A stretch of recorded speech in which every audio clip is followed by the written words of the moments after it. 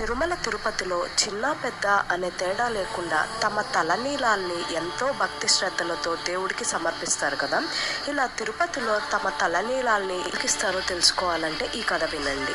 ఎప్పుడైతే శ్రీ మహావిష్ణువు మహాలక్ష్మి కోసం వెతుక్కుంటూ భూమి మీదకి వస్తాడో అప్పుడు విష్ణువు ఒక పుట్టలో ఆవాసం ఏర్పాటు చేసుకొని తపస్సు చేస్తాడు. ఇక శ్రీ మహావిష్ణువు ఆకలితో అలమటించిపోతున్న పరిస్థితిని చూసిన హరుడు అజుడు ఆవు దూడలుగా మారి క్షీరాధారం కురిపించాడు. అదే సమయంలో ఒక గొల్లవాడి చేతిలో గొడ్డలి దెబ్బకు గురి అయిన స్వామివారి నుదిటికి గాయమయ్యింది.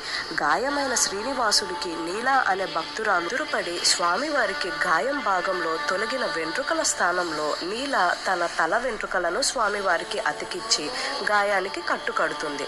నీలా భక్తికి మెచ్చిన స్వామివారు అయితే భక్తులు తనపై భక్తి భావంతో సమర్పించే తల నీలాలు ఇక నుంచి నీలాకి చెందుతాయని తిరుమల తిరుపతి